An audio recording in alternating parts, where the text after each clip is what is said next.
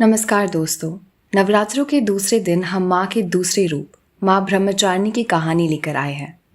ये रूप माँ शक्ति की तपस्या, धैर्य और अटूट प्रेम का प्रतीक है। माँ ब्रह्मचारिणी की कहानी हमें ये सिखाते हैं कि सच्चा प्रेम और समर्पण से हर कठिनाई जीती जा सकती है। तो चलिए आज की कहानी शुरू करते हैं। सती के शरीर त्यागने के बाद शिव जी गहरी समाधि में चले गए। उनके हृदय में दुख था और वह अपने आप को दुनिया से अलग कर बैठे। उसी समय माँ शक्ति ने फिर से जन्म लिया, इस बार हिमालय के राज हेमवंत और रानी मैना देवी के घर। यही कन्या आगे चल के पार्वती के नाम से प्रसिद्ध हुई। बचपन से ही पार्वती के हृदय में शिव के लिए प्रेम था। उनके पिता और माता दोनों शिव भक्त थे और उनके घर में शिव की आराधना होती रहती थी। एक दिन पार्वती ने हिमालय पर शिव जी को समाधि में बैठे देखा। उनकी अखंड तपस्या और दिव्य तेज को देखकर पार्वती का हृदय भक्ति और प्रेम से भर गया। उन्होंने तभी निश्चय कर लिया कि वह अपना जीवन शिव को समर्पित करेगी। उसी समय देव ऋषि नारद पार्वती के पास आए। उन्होंने कहा, हे कन्या, आप कोई साधारण बालिका नहीं हो, आप माँ शक्ति हो, जो सती के रूप में शिव की अर्धांगिनी थी। आपका पुनर्जन्म हुआ है ताकि आप फिर से शिव से मिल सको। लेकिन शिव को प्रसन्न करने के लिए आपको कठिन तपस्या करनी होगी। नारद जी ने पार्वती जी को तपस्या का मार्ग दिखाया और पार्वती जी ने बिना झिझक उसे अपना लिया।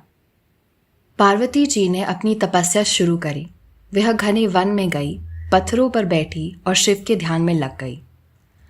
हजारों साल तक उन्होंने सिर्फ फल खाए। फिर अगले 1000 सालों तक वह केवल बेल पत्रों पर जीवित रही।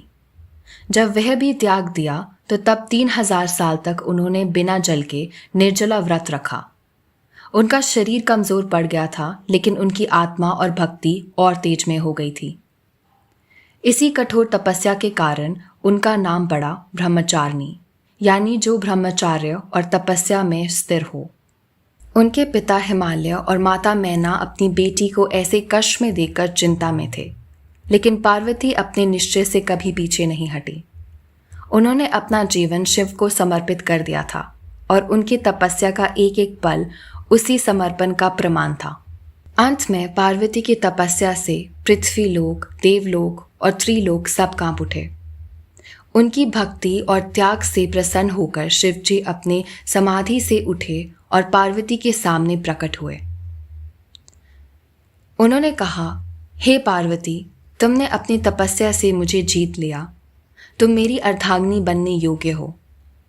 इस प्रकार माँ पार्वती ने तपस्या के बल पर शिव को अपने पति के रूप में पा लिया और दोनों का विवाह हो गया।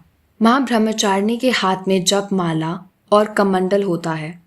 वह नंगे पांव है जो तपस्या और त्याग का प्रतीक है।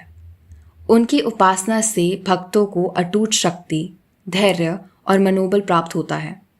माँ का यह रूप सिखाता है कि कठिनाइयों और कष्टों में भी अगर हम अपने लक्ष्य पर दृढ़ रहे तो सफलता आवश्यक मिलती है। तो ये थी माँ ब्रह्मचारिणी की कहानी। माँ का ये रूप जो तपस्या, धैर्य और प्रेम का प्रतीक है। नवरात्रों के दूसरे दिन माँ ब्रह्मचारिणी की आराधना से हमें अपने जीवन में संघर्षों को जीतने की शक्ति मिलती है। अगली कहानी में हम माँ के तीसरे रूप के दर्शन करेंगे। तब तक के लिए जय माता दी।